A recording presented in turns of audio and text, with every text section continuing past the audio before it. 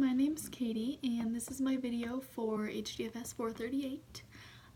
So coming into this class, I didn't necessarily know what to expect or what it would entail, but I don't think I realized it would be what it was, but I learned so much. I learned about other cultures and races and ethnicities and so many different things that I was never shown to growing up, because I grew up in a very small town and there wasn't much diversity, and so within that I almost feel like coming to UNR, I truly learned so much more in these past 3 years than I did my whole life. Not only did I learn in this class about different people and colors, but I learned a ton about myself and who I am and my ancestors and where I came from and my family and its history through the autobiography paper. But along with that, I would say one of the main things I learned was this white privilege, and I didn't realize the extent of which I lived it every day. White privilege is simply defined by an inherent advantages possessed by a white person on the basis of their race in a society characterized by racial inequality and injustice. And within this, I go through my everyday life with this on my back, and I have this opportunity to even express that I understand I live with this, and coming into this class made me realize who I am and where I come from, and it made me want to be an advocate for these other people who don't have the same voice in a sense that I do because of my color.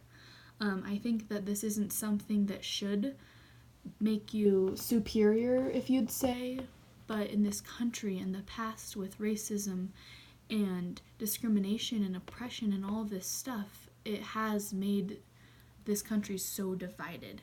And so through this class, I do feel that I've learned so much about who I am, and I understand that I live with white privilege every day, and that just makes me want to be a voice and stand up for those who don't, and those who deserve the same rights that I do. One theory that I really looked into was the concept of white fragility. And within this, we watched a video with Osamudia James and Nancy Leong. And one of the questions that Nancy asked her was, why do you think it's so hard for white people to be so resistant to the idea of recognizing being white makes things easier? And this question kind of sat with me for a while, and I was like truly thinking about it. And Osamudia James' answer was transparency. They don't know because they haven't lived it. Oftentimes people don't care to understand.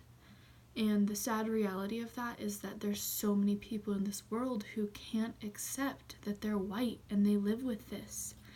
And that's what needs to change. Is, of course, there's always going to be differences, but coming together is so important. And I think just within the first couple weeks of class, we talked about the color line and white spaces versus non-white spaces, and I've noticed that everywhere I go now, whether it's on campus or a grocery store or a restaurant or whatever the case may be, I recognize when I'm in a white space or a non-white space. And I've noticed that through this, I've been more, apparent to understanding that there's so many different people in this world. And now when I'm in a non-white space, I know what it feels like for these people every single day. We learned so much about other cultures, and throughout my family interview, I learned a lot about Asian American and the gender roles they play, and how the husbands are often the ones who come home and they're catered to by their wives, and just so many things that I almost didn't realize that I didn't know. And I was raised in a very open household, but very open gender roles as well. Certain things such as cultural appropriation, like music and hair and clothing and all of these things we adopt from other cultures to try and make them our own, but we don't have the right to do that.